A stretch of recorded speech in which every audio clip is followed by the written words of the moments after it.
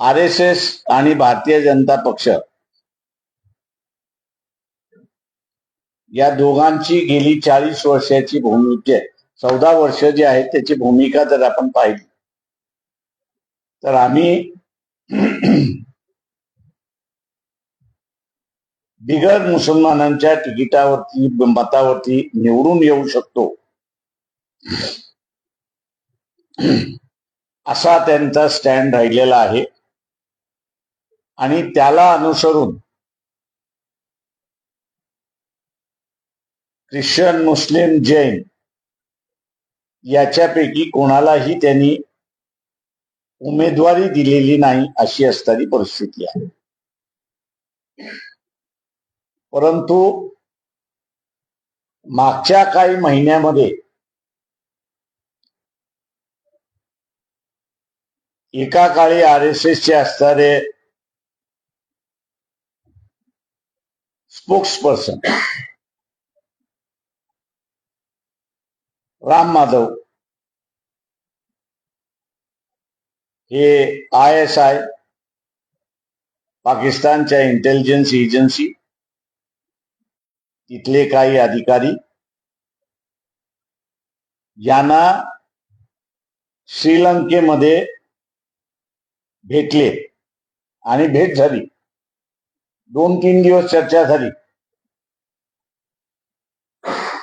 मी असं म्हणेन की भारतीय जनता पक्ष ज्या ज्या वेळेस सत्तेवरती येते त्या त्या वेळेस ती असणारी घोर चूक त्या ठिकाणी करत असते. मोरारजी देसाईच्या सरकारमध्ये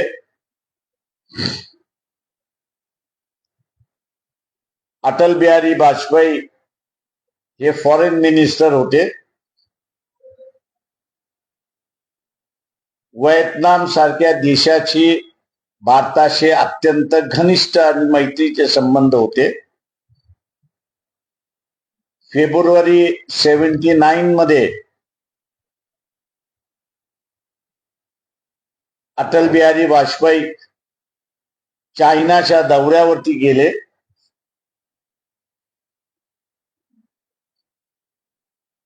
हे तिथे पोचले असतील चायनाच्या भूमीवरती आणि चायनाने व्हिएतनामवरती युद्ध घोषित केलं.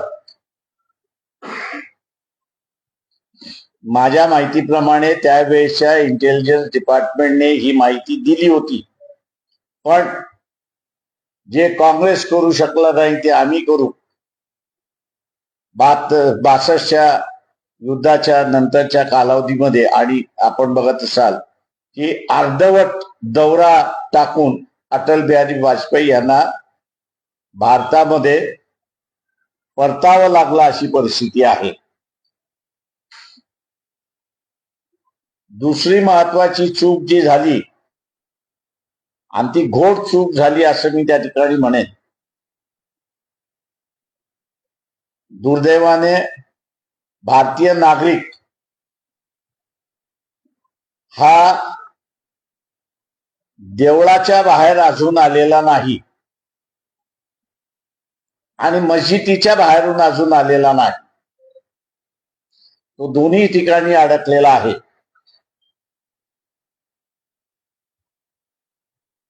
ज्याला आपण असणारा आग्र्यामधलं मुशर्रफ आणि अटल बिहारी वाजपेयी यांची भेट घातली म्हणजे घेतली.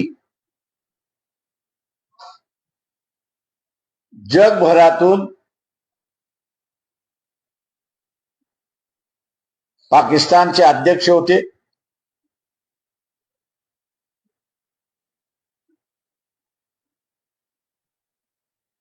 त्यांना येऊ दिलं पण हात हलवत जावं लागतं. कारण त्याच कालावधीमध्ये जगामध्ये आतंकवाद हा मोठ्या प्रमाणात पसरला होता. आणि पाकिस्तान हे आतंकवाद्यांचं माहेरघर होतं अशी परिस्थिती होती.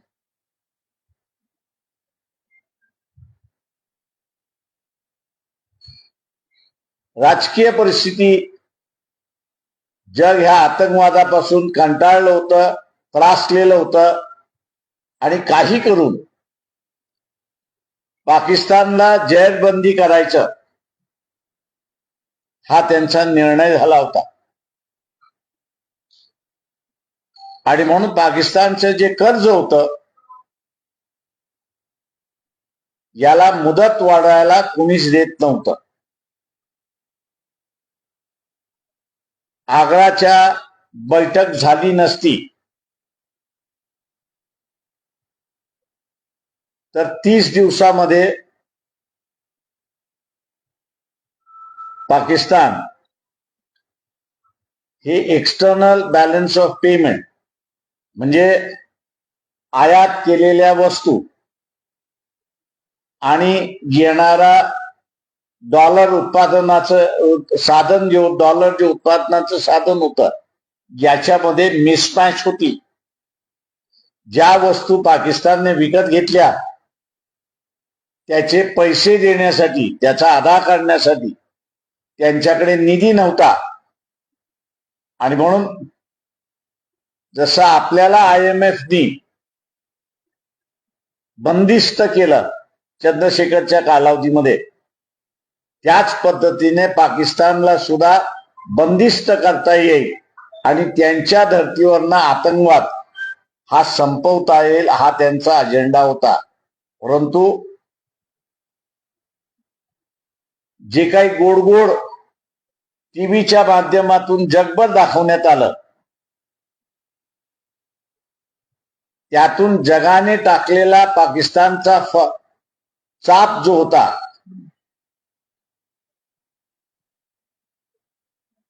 तो ढिला पडला.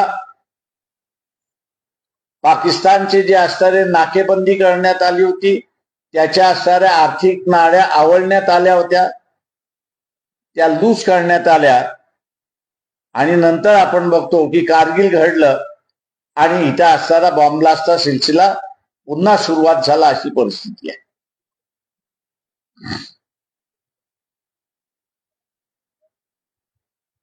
आता सुद्धा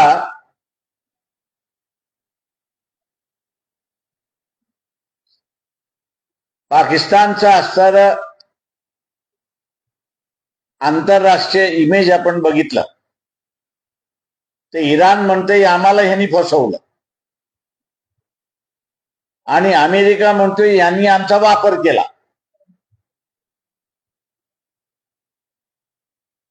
अशा कचाट्यामध्ये पाकिस्तान सापडलेला आहे.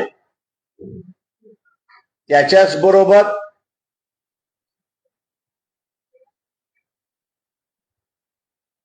जी बातमी मध्यंतरी आली होती की अरब राष्ट्र UAE म्हणून जे आहे, युनायटेड अरब इमिरेट्स म्हणून असतात जे राष्ट्र आहे, त्यांनी जे काही काळामध्ये त्यांना कर्ज दिलं होतं त्यांनी सांगितलं तुरंत आम्हाला असणारं परत करा. आणि त्यांना असणारं 3.45 बिलियन म्हणजे हे 15 दिवसामध्ये परत करावं लागलं. हे परत करण्यासाठी पाकिस्तानने पुन्हा सौदी आणि चायना यांच्याकडून असणारं कर्ज उचलून आपल्याला असणारं त्या ठिकाणी कैद केलेलं आहे. भारताच्या संदर्भातला असणारा आपण विचार केला तर चायना बरोबरचे आपले संबंध अजून बदललेले नाहीत.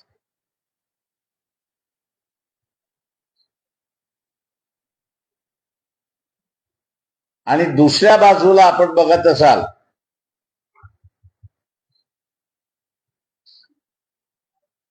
की पाकिस्तानने आम्हाला फसवलंय यासाठी जे मुस्लिम राष्ट्र आहेत आणि पश्चिम देशातले राष्ट्र आहेत ते पुन्हा पाकिस्तानला कैचीत पकडण्याच्या मार्गामध्ये आहेत.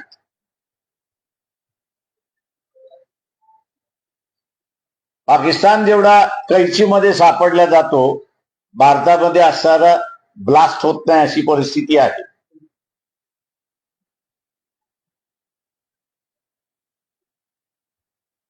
चार मुद्द्यांवरती चर्चा झाली अशी आमच्या पक्षाची माहिती आहे.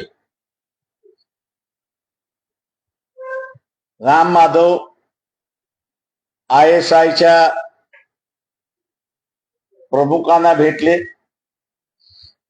रिटायर्ड ISIचे होते पतौडी म्हणून त्यांना असताना भेटले, इतर अधिकारी होते त्यांना असताना भेटले.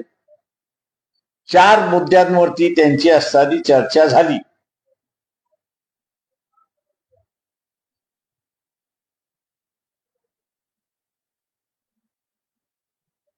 हे चार मुद्दे काय होते याचा असणारा खुलासा RSSचे प्रमुख मोहन भागवत यांनी केला पाहिजे. आणि दुसरं, या देशातली मन की बात सांगणारे पंतप्रधान यांनी RSSला आणि राम माधव यांना ISIचे प्रमुख, त्यांचे इंटेलिजन्सचे चीफ, फॉरेन अफेअर्सचे माणसं यांच्या बरोबर बोलणी करण्याचा अधिकार दिला होता का?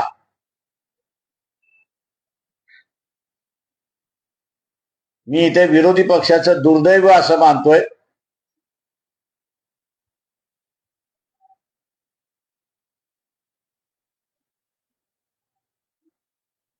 की विरोधी पक्षाचे नेते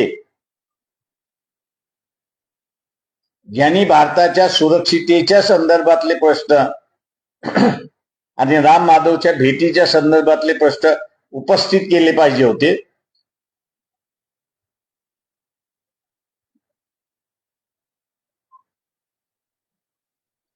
ते उपस्थित न करता वंचित बहुजन आघाडी महाराष्ट्रापुरतं मर्यादित असणाऱ्या पक्षांना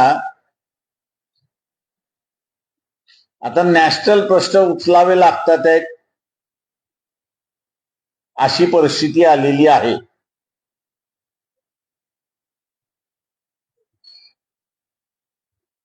जनतेला माझं असणारं आव्हान आहे की देवळं असतील, गुरुद्वारा असेल, मस्जिद असेल, बुद्धविहार असतील, हे मनशांती देऊ शकते, पण देशाची सुरक्षितता देऊ शकत नाही.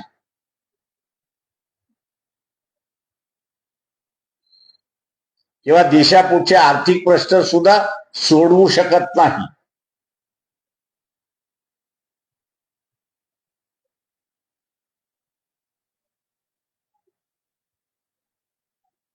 तेव्हा भारतीय जनतेने या गंभीर प्रश्नाची चर्चा स्वतःच्या मित्रांबरोबर, जे काही राजकीय लोकांना ओळखतात त्यांच्या बरोबर,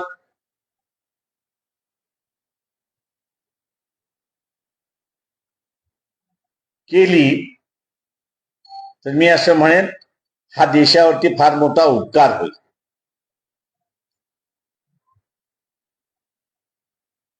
आणि जे काही भरकट चाललेलं राजकारण आहे, दिशाहीन चाललेलं जे राजकारण आहे,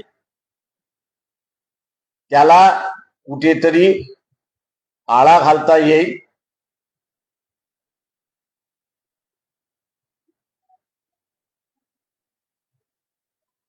आणि आज जी तरुण पिढी आहे नैराश्याच्या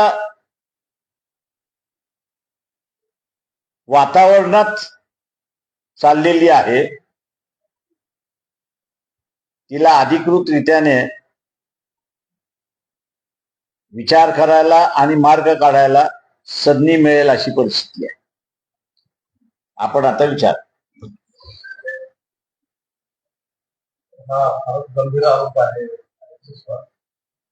कारण ISI आणि पाकिस्तान याच्यासोबत आपलं कशाही प्रकारचं डायलॉग नाही असं पंतप्रधान सांगतात आणि आपण दुसऱ्या बाजूला म्हणतात की हे चर्चा करतायत. म्हणजे नेमकं काय चर्चा करतात त्याबाबत? ISI आणि RSS या जुळव्या बहिणी आहेत असं मी त्या ठिकाणी मानतो. या दोघांची असणारा पैदाशी म्हणजे उर्दू शब्द वापरायचा असेल तर हे ब्रिटिशांनी केलेली आहे.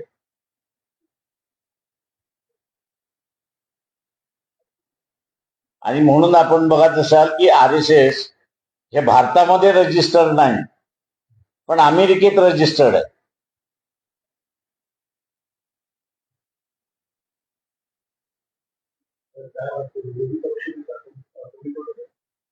आता तुम्ही निर्णय घ्यायचा तो. लोकांनी ओपिनियन करायचं आहे ते.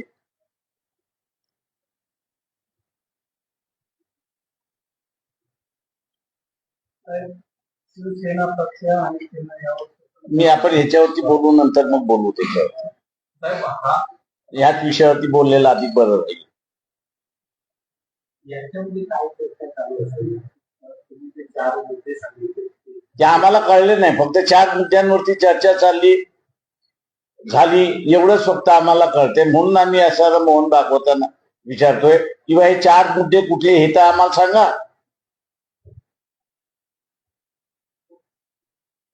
म्हणजे देशातलं राजकारण ठरवायचं साठवलं या दोघांमध्ये आहे. तिथली परिस्थिती वाईट झाली तर आपल्याला तिथे दंगल दिसते. इथली परिस्थिती वाईट झाली तर इथली दंगल. हे दंगलीचं राजकारण आहे.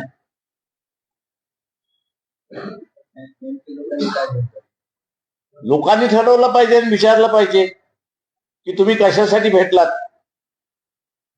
एका बाजूला तुम्ही म्हणते की आम्ही पाकिस्तानला धडा शिकवणार, पुलवामा सारख्या असणाऱ्या घटनेचा आम्ही असणारा बदला घेणार. आज दुसऱ्या बाजूला तुम्ही यांना काय भेटताय? भेटायला माझी हरकत नाही, पण कशासाठी भेटताय? तुमची चर्चा काय झाली ही भारतीय जनतेला कळण्याचा अधिकार त्यांचा आहे.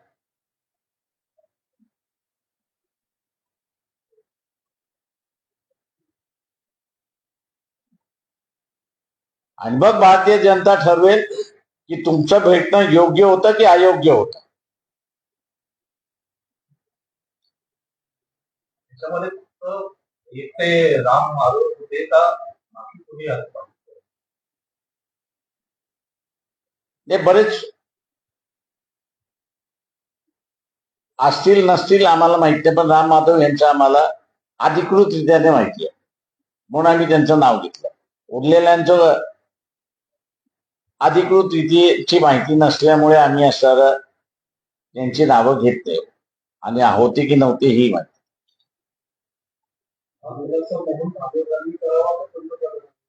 हा खुलासा पंतप्रधानांनी केला पाहिजे आणि मोहन भागवतांनी केला पाहिजे.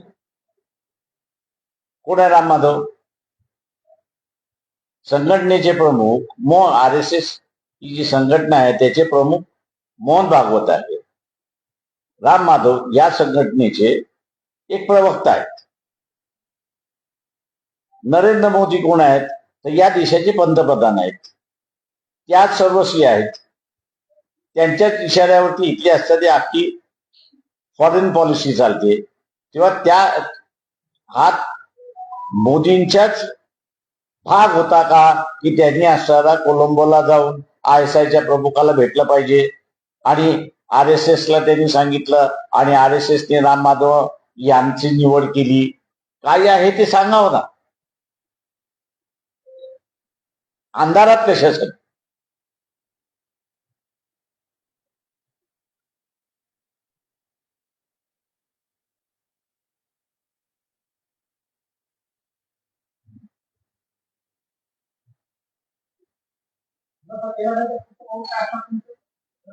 आम्ही लोकांना जागृत करत राहणार. लोक जोपर्यंत जागृत होत नाहीत, मी जसं म्हणालो की मंदिरं, मस्जिद, देवळं, गुरुद्वारा याच्यातून बाहेर पडत नाही आणि जगण्याच्या प्रश्नावरती जोपर्यंत लोक उठत नाही तोपर्यंत तुम्ही काहीच करू शकत नाही. शेवटी ही लोकशाही आहे.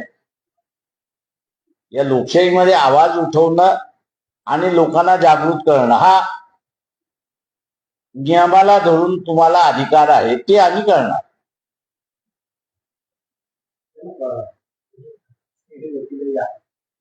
देशद्रोह अशी भेट झाली असेल आणि तुम्ही जर खुलासा केला नाही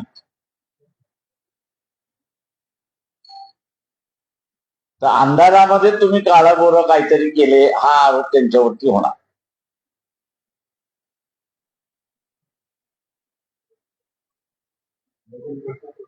इथल्या असणाऱ्या इंटेलेक्च्युअल क्लास जो आहे त्यांनी ठरवलं पाहिजे की हे देशाच्या हिताचं आहे की देशाच्या विरोधात आहे. ही लोकशाही आहे. या लोकशाहीमध्ये मतदाराचा आवाज हा सगळ्यात मोठा आवाज आहे.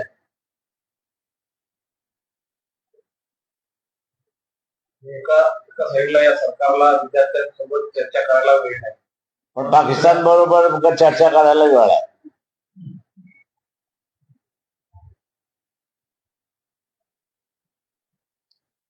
विरोधी पक्ष काँग्रेस जो मुख्य आहे ती का शांत आहे या तुम्ही त्यांना विचारा.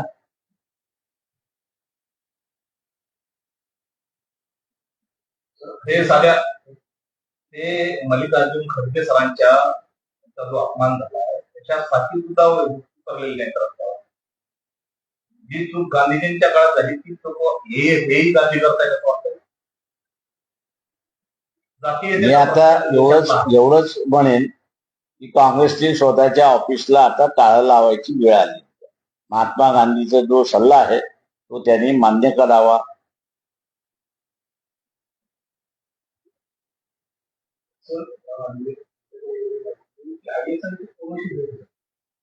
सांगितलं ना पतौडी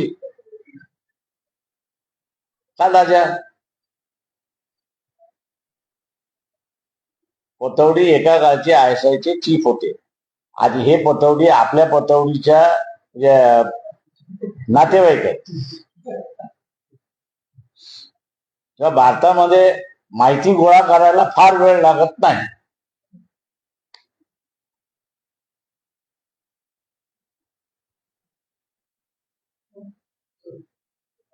थँक्यू.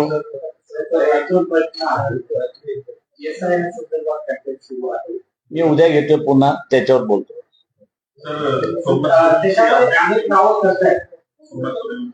ते सोमनाथ सूर्यवंशीचं जे आहे सुप्रीम कोर्टामध्ये झारखंडचं एक मॅटर गेलेलं आहे आणि त्याच्यामध्ये मला असं सांगण्यात आलेलं आहे की नियमावली तयार केलं जाईल. दुसरं जे आहे झारखंडमध्येच रांची मधलं म्हणतं झारखंड आहे. त्याच्यामध्ये तिथल्या चीफ जस्टिसनी लॉर्डशिप सोनक आणि हे आहेत त्यांनी याच कस्टोडियल डेथच्या ह्याच्यामध्ये एक निकाल दिला आणि त्यांनी तिथली एक गाईडलाईन निर्माण केली. आजची जी प्रोसिडिंग झाली त्या प्रोसिडिंग्स मध्ये जे SITचे प्रमुख आहेत त्यांचा अहवाल मागवण्यात आलेला आहे आणि इथली प्रोसिडिंग आता तपासून कोर्ट ह्याच्यावरती अजून काय तपास झाला पाहिजे काही न झाला पाहिजे तर का मागचं बेंच जे होतं त्यांनी असं सोमनाथच्या आईला तपासाचं काय काय झालं त्याचे असं विवरण द्यावं ते काही देण्यात आलेलं नाही. म्हणून आम्हाला जी काही उडत माहिती आली होती की त्याच्यामध्ये 25 पोलीस कॉन्स्टेबलरी जे आहे त्यांनी सोमनाथला मारलेला आहे अशी परिस्थिती आहे. तेव्हा आज असताना मुद्दा त्या ठिकाणी उपस्थित करण्यात आला की हे तर 25 जण होते, या 25 जणांना कोणी मारण्याचा अधिकार, कोणी मारण्याचं सांगितलं, या संदर्भातलं एसआयटीने चौकशी केलेली आहे का? कोर्टात म्हटलं पुढच्या वेळेस येणार आहे त्यावेळेस आपण त्यांना विचार. 3 आठवड्यांचा.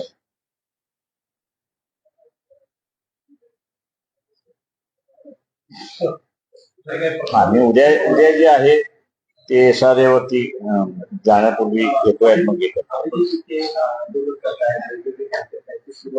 Thank you thank you thank you.